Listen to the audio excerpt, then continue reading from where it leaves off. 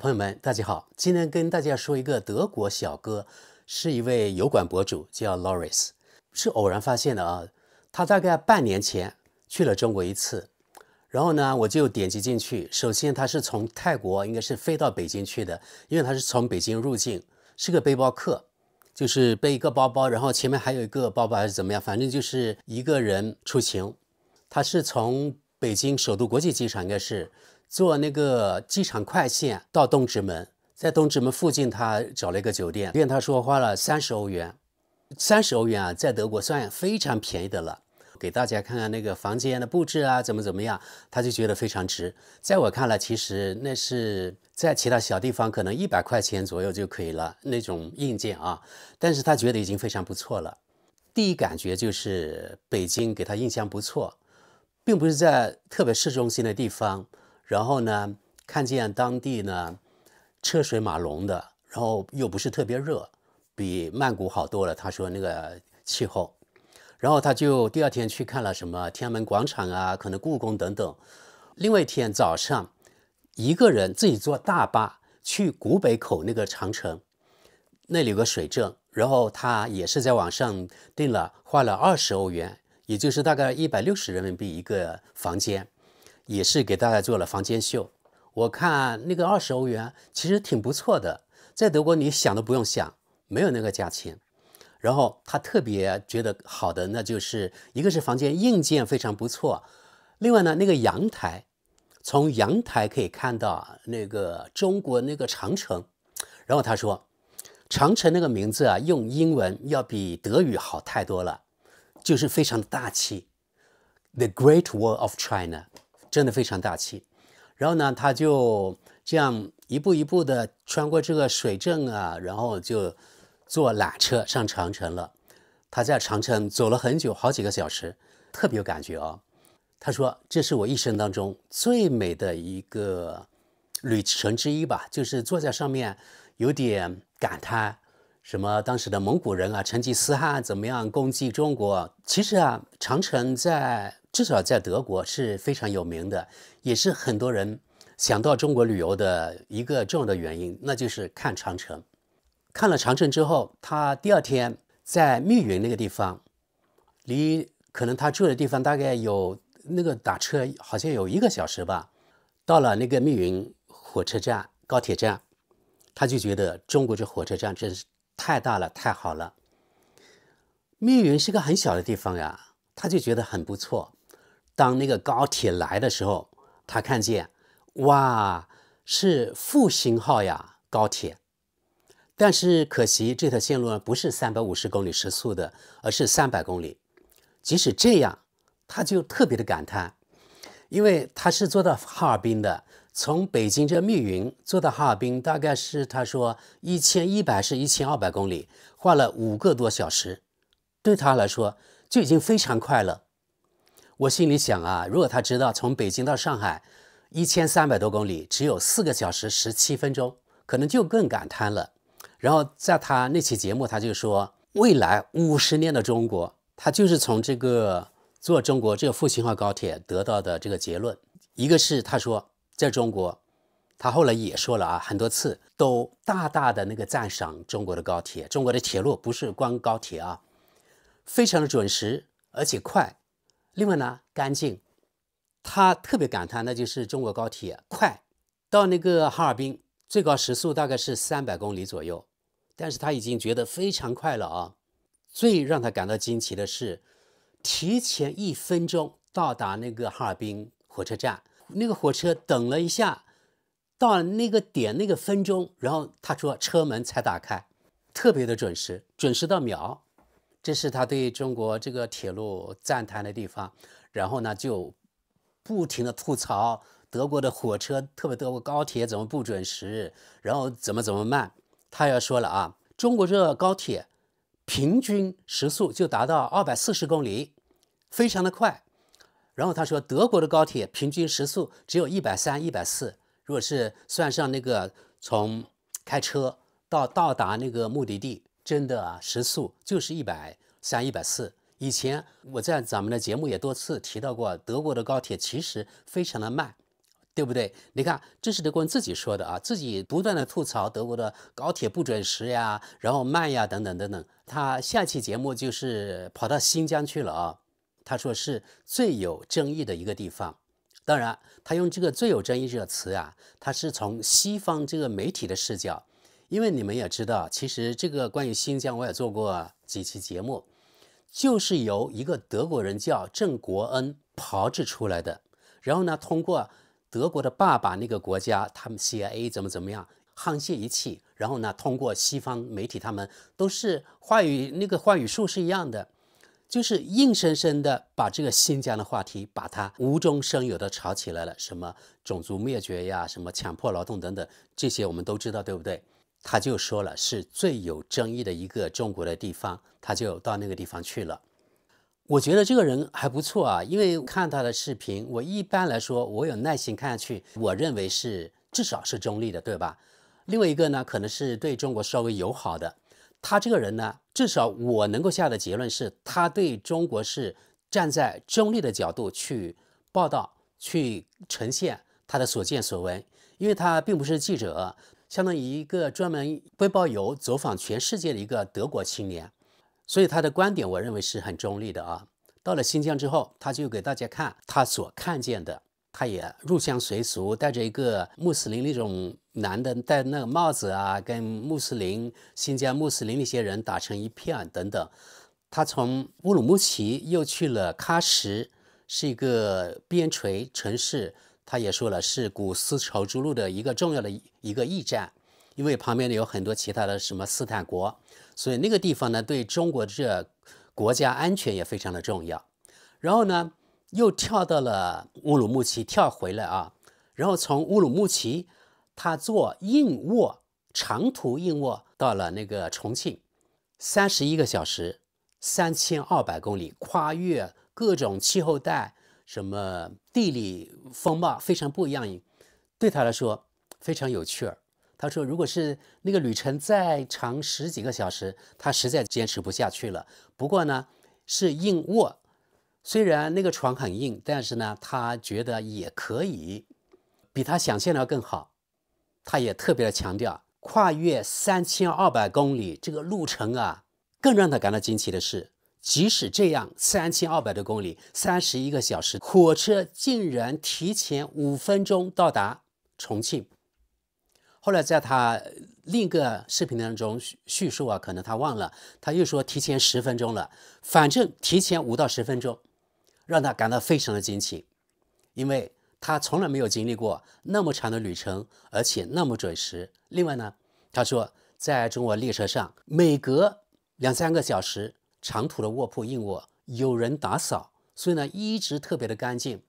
然後他就把中國跟印度稍微比較一下，沒有特別去比呀，就是覺得中國整個鐵路系統非常棒的啊，非常推崇。這我覺得他也是說得非常的在理，因為我真的去過世界上很多國家和地區，我沒有去過印度，也不敢去啊。我覺得中國鐵路或者中國公共交通系統，還有中國的基建，確實是世界第一的。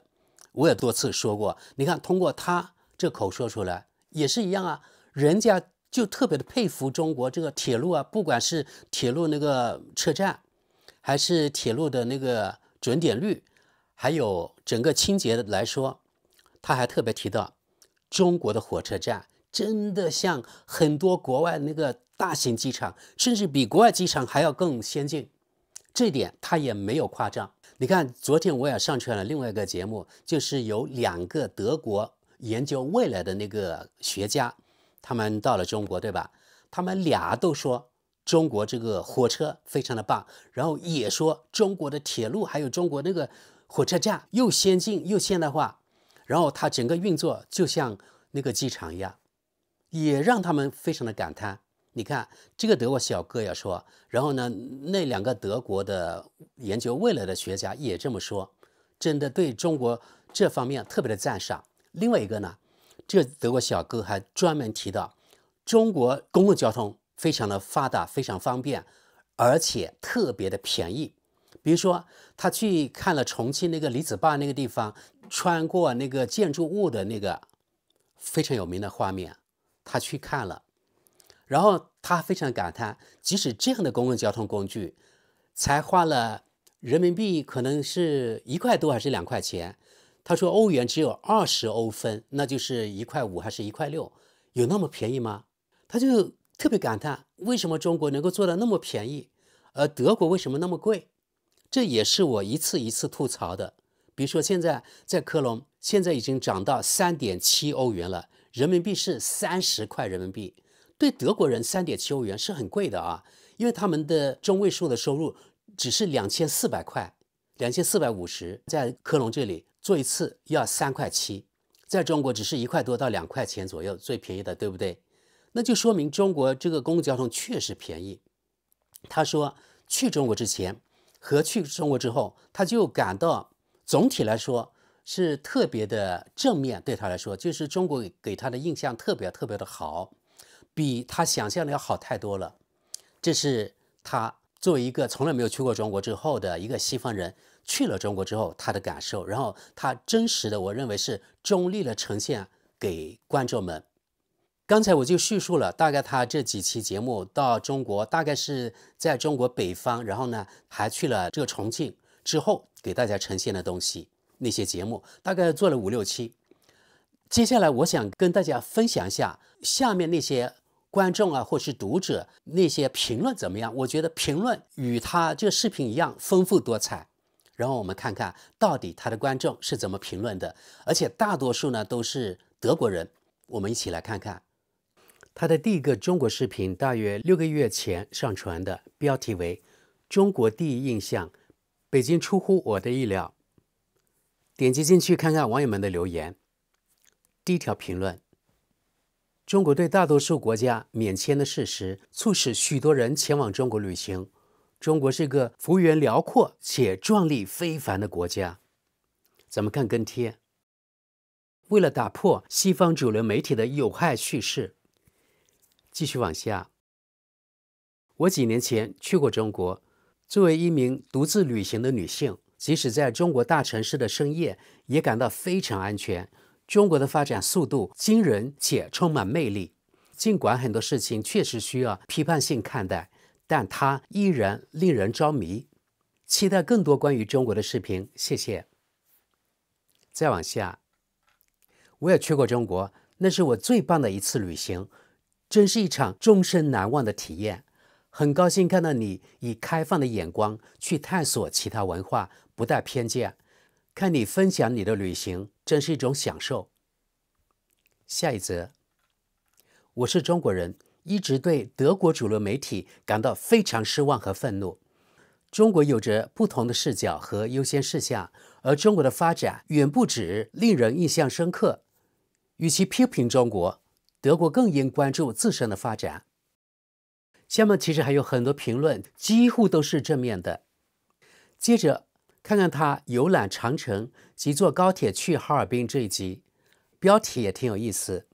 所以中國領先我們50年。好，我們直奔評論區。第一條評論：我每次訪問中國時，都驚訝得合不攏嘴，在科技方面的所見所聞，簡直令人難以置信。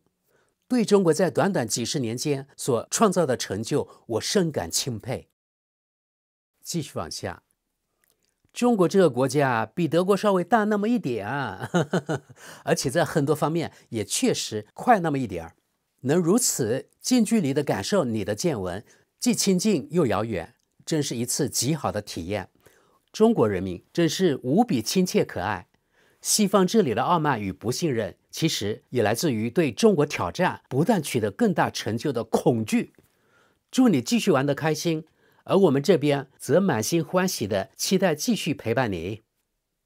再往下，我也去過中國、深圳、上海等地，他們極具現代化、乾淨、安全，還有很多炫酷的事物可以看、可以體驗，太棒了。下一則，很棒的分享。我第一次去中國是在1986年，最後一次去中國是2020年。如今那裡已然另一個世界，希望我還能有機會再去一次中國。繼續往下，很有信息量的視頻，非常感謝。我今年4月去了華南，留下了非常正面的印象，一切井然有序，乾淨整潔，運行順暢。我接觸到的人也都友善親切。是的，中國確實領先我們好多年。繼續往下，謝謝你的視頻，非常震撼。中國這個國家至少領先我們100年。再往下，一切都如此乾淨整潔，維護得非常好。德國知識點評，確實呀，大多數老外去中國都覺得中國很乾淨，這點不奇怪。如果各位啊，你們來歐洲或者去美國呀，或者其他國家，即使是所謂發達國家，他們的城市是非常骯髒的。像南美呀、非洲等地方也差不多。反正啊，最乾淨的估計就是東亞地區了。比如說，台灣房屋雖然舊一點，但也是比較乾淨的。再往下，北京到哈爾濱坐車只要5個小時，這太厲害了吧！這在我們德國只能是夢想。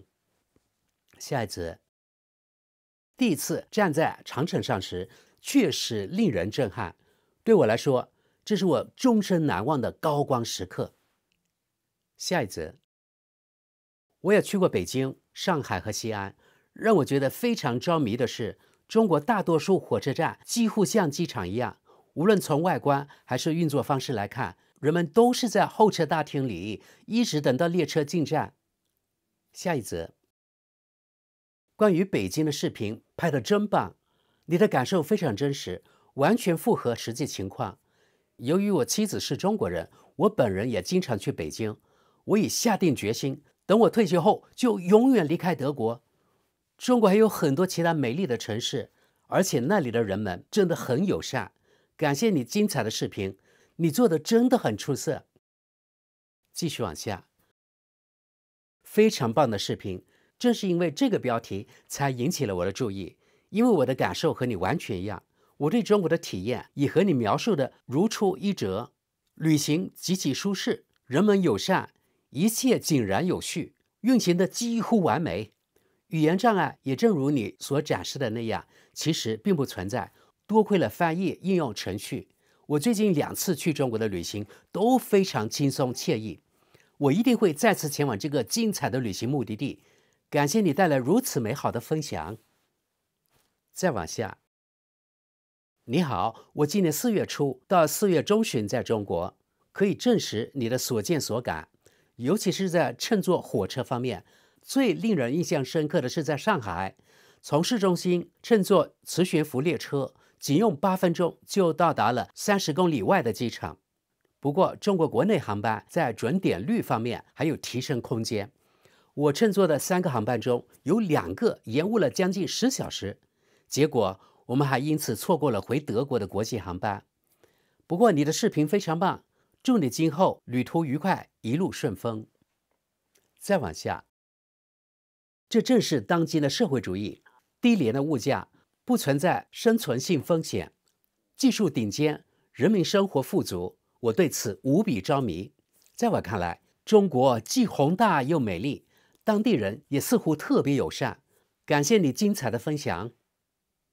咱們看跟帖。如果你把目光投向大城市之外，很快就能看到貧困和明顯欠發達的基礎設施，以及缺失或難以獲得的醫療服務，那才是真正的社會主義。這位網友反駁道：“我們在中國看到的正是社會主義所能創造的成果。是的，我也想要這樣的社會主義。”另外一位網友也出來反駁，他說：“別再相信這種胡說八道了。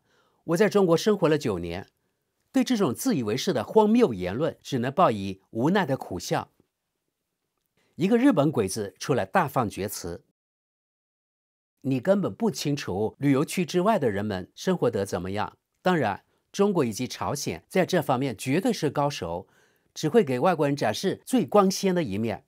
從這個視頻和下面的評論也能明顯看出，批評是不受歡迎的。哥們兒，你不妨去跟那些因批評政府而被迫逃離中國的中國人聊聊看。”這位網友出來打臉日本鬼子了。他說：“這種說法純屬無稽之談，中國在20年內取得了超乎常人的成就，讓比全世界其他國家加起來還多的人擺脫貧困，步入繁榮。對此，我抱有極大的敬意。其他人也理應如此。在這方面，尤其是歐洲，自己一邊壓制不同聲音，一邊卻對別國指手畫腳，根本沒資格評論。繼續往下，非常有趣的視頻，說的德國火車，它有那麼多問題都是自己造成的，而最讓我卻步的是缺乏安全保障。我可不想在還沒上車之前就被人扎上一刀或捅上一刀，更不用說火車站周圍還聚集着各種地痞流氓。我現在每2-3年才回一次德國，出行只租汽車，別無他選，已經迫不及待地想看更多關於中國的視頻了。德國知識點評，朋友們，可能有的人還能想起來，我也說過，德國現在幾乎每天都會發生持刀砍人事件，只不過呢，媒體沒有報道了。現在，因為每報道一次可能會引起德國人非常不安的感覺，所以可能德國媒體統一就不報道這方面了，除非有大的那種恐怖襲擊。有些不在德國的人竟然不相信我，認為我在抹黑德國。剛才我們看了這位德國人自己是怎麼說的。好，我們繼續往下看。對我來說，中國是完美的旅行目的地，因為從遊客的角度來看，一切都恰到好處，有值得去探險的地方，而且還安全，極其友善的人民，還有超高的性價比。因此，我計劃9月底再次飛往中國，進行為期30天的旅行，還想安排一次環中國之旅。好，德國知識補充一下，他說他計劃9月底再次飛往中國，這裡呢指剛剛過去的9月份，因為他的評論是6個月前留下的，也就是大概是今年5月份到6月份。好，再往下，每次看到你獨自完成這一切，都讓人忍不住讚嘆，真是令人敬佩。中國那裡乾淨的令人震撼，我們德國真該好好學學。我其實很想有朝一日去秘魯看看馬丘比丘，而且說真的，我很願意和你一起去旅行。Loris， 祝你一路順風。現在我們來看看他去新疆那一集，標題是最有爭議的地方新疆。咱們直接看評論。第一條評論：無恥的西方媒體，這已經是我能說的最輕的話了。繼續往下。人們注意到，在這樣的國家，城市看起來總是乾淨整潔，看不到隨意丟棄的垃圾或煙頭，綠化植物也打理得井井有條，連落葉都不會堆積在地上。與德國城市相比，那裡讓人真正感到舒適愜意。此外，建築物上也沒有被塗鴉或亂寫亂畫的痕跡。再往下，是的，那些大大小小的古城都太棒了。作為遊客，我非常喜歡中國，非常有趣而乾淨，不像德國法蘭克福或柏林。在中國，你會感到非常安全。也許有人會說，到處都是攝像頭，但說實話，就算在我們這，我也並不介意。我在柏林晚上都不敢坐地鐵或城鐵，而在中國，你甚至可以半夜獨自走上街頭。別什麼都信德國公共廣播媒體報道的內容。下一則。人們嚴重低估了中國，根本沒有充分認識到中國真正的複雜性和多元性。比如之前有中式與俄式交融的哈爾濱市，現在你又來到中亞，這些爭議其實並非源自中國，而是來自外部。因此，我覺得很勇敢的一點是，你主張在表達觀點時應保持克制，這一點我從根本上是理解的。下一則。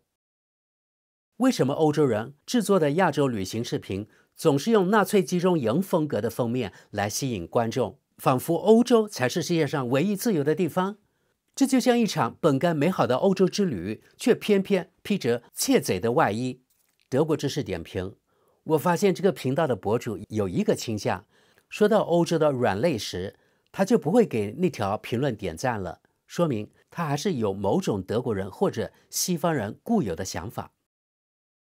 這位網友應該是來自南美的哥倫比亞的，他在原東德留學過。他說：“真是太棒了，看到如此有趣、來自完全陌生文化背景的視頻，尤其那些珍视並保護自身文化而非摧毀它的國家。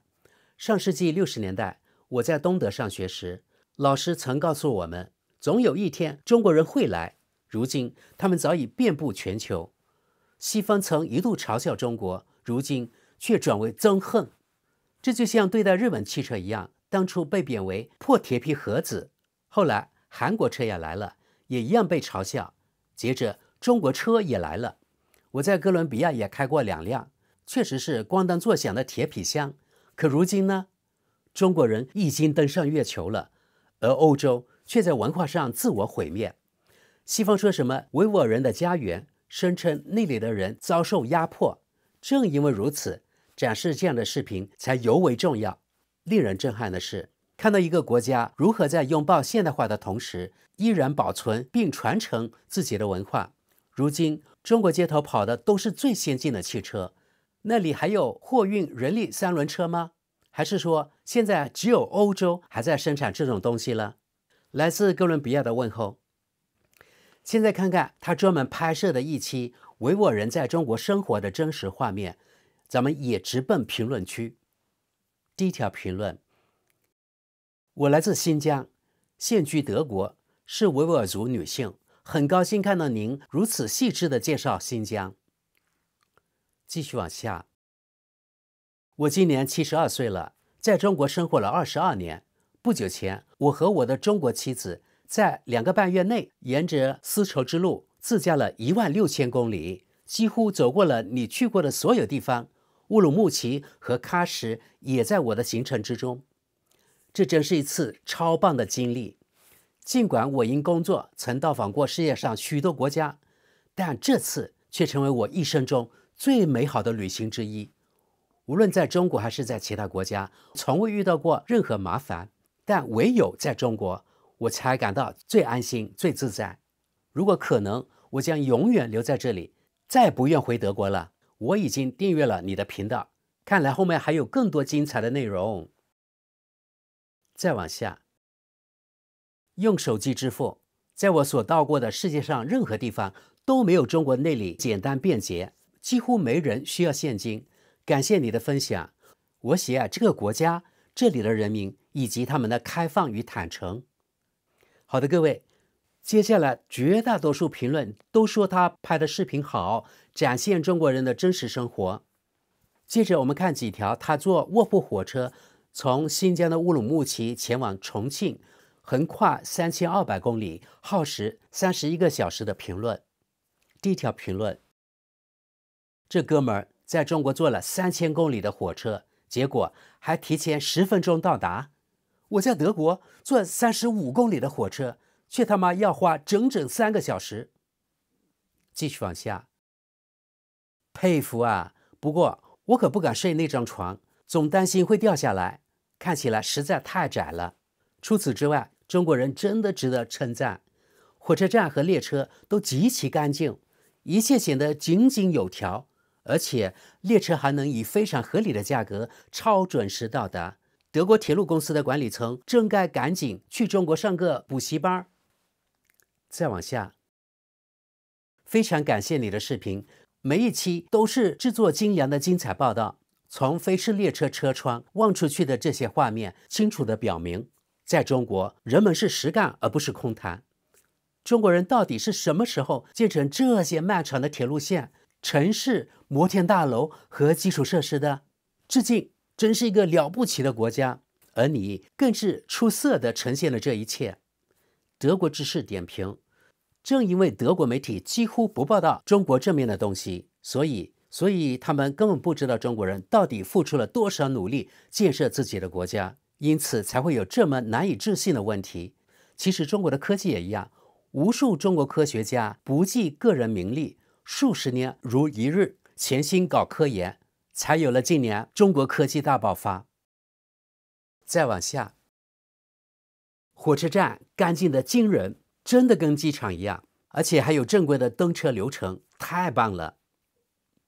下一則2135，這個人吐槽德國高鐵，他說：德國的高鐵根本不會提前10分鐘到，而是晚點10小時啊！呵呵呵呵呵，一張哭喪的臉。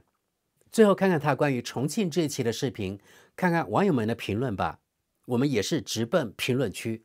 第一條評論：我一直關注你精彩的視頻，真的忍不住要為你點讚。你真實地展現了中國的本來面貌，而這個面貌恰恰是美好的。我本人今年4月第一次去了中國，進行了一次環中國之旅。我對這個國家深感着迷，一定會再次獨自踏上這片精彩的土地。下次旅行時，我一定會把你以如此精彩又親切的方式介紹過的城市納入行程。這個國家及其人民多元而友善，其安全程度更是無與倫比。我已經迫不及待地想看你的下一個視頻了。相信我，上海一定會超越你迄今為止所見過的一切。旅途平安。下一則，除了上海之外，重慶是我在中國的絕對最愛城市。但和你說的一樣，吸引我的並不是那些旅遊景點，而是這座城市獨特的氛圍。我覺得在那裡最妙的體驗就是隨意在城市中漫步，隨波逐流。這與北京完全不同。在北京，基本上只是按清單打卡景點而已。對我來說，重慶是場徹頭徹尾的感官超負荷刺激。視覺上是層層疊疊的建築與璀璨燈光，聽覺上是城市特有的喧囂，味覺上則是那些濃烈的佐料氣息。一位當地人告訴我，重慶空氣之所以常常霧蒙蒙的，是因為城市坐落在群山之中。另外，就自然風光而言，重慶連同成都是我最喜歡的。周邊的山區非常適合徒步，我特別推薦大家登上金鷹觀景台，站在山頂上，能真正體會到這座城市行政轄區的遼闊。多數參團遊的老外通常只去北京、西安和上海，但我要說，重慶絕對是我心中最愛的城市之一。如果你拋開那些 Instagram 的網紅打卡點，會發現這座城市其實被嚴重低估了，因為它確實擁有獨一無二的氣質和氛圍。繼續往下，中國在我們的媒體中總是被負面描繪，這是完全不公平的。我曾多次前往中國，真心熱愛這個國家，那裡有很棒的人民、精彩的文化和美味的食物。在科技和基礎設施方面，中國更是領先德國和歐洲數十年。中國早已把我們遠遠甩在身後，簡直太不可思議了。再往下，重慶地鐵和那座大約在20層樓高的神秘廣場，或許在你看來並不特別。對你來說，也許確實如此，但對其他人卻不然，因為人們不禁要問：這樣的建築究竟有多大的可實施性？在德國，這根本無法想象，無論是時間、資金還是技術能力，統統都不具備。而在中國，情況卻恰恰相反，他們就是直接幹就完了。在德國，光是規劃審批程序就得花上10年時間。再想想柏林機場的爛尾鬧劇就知道了。而這正是這些地方真正特別之處。再往下，看來中國城市似乎根本不需要設立刀具靜待區，取而代之的是乾淨整潔的公園，人們在傍晚跳舞鍛鍊身體，這與歐洲城市形成了多麼鮮明的對比啊！這背後的原因究竟何在呢？好，咱們看最後一條評論。非常感謝你精彩的視頻，你展示了那些通常不被呈現的一面。中國絕對值得一遊。我們於2024年9月從北京到上海進行了一次環遊，其中在重慶只停留了1個下午。當晚我們的遊船啟航，而這座城市的燈光秀實在令人震撼。這種景象在歐洲根本看不到。我個人的高光時刻是夜訪古都西安，這個城市因兵馬俑而聞名。那裡有亞洲最大的音樂噴泉廣場，壯觀至極。夜幕降臨時，還有長達4公里的燈火通明步行街，街頭表演接連不斷，再加上古城區，簡直太震撼了！哇哦！於是他給出了音樂噴泉的視頻。接着他說，當然，上海、北京等地也絕對值得一去。因此，我們已經下定決心，下次度假還要再去中國。好了，各位朋友，本期節目就到這裡吧。評論區幾乎清一色肯定中國以及中國人，因為這些人都來過中國，所以西方人到過中國後，對中國基本上都會有180度的轉變，直呼被德國媒體、被西方媒體騙了。有的甚至由對中國懷有深深成見，變成了德國恨國黨、法國恨國黨、英國恨國黨等等。比如說在德國，這些德國恨國黨就天天罵德國，這不如中國，那不如中國。我的朋友圈就有這樣的德國人，真的很有意思。好的，朋友們，本期節目就到這裡了，感謝各位，我們下期見。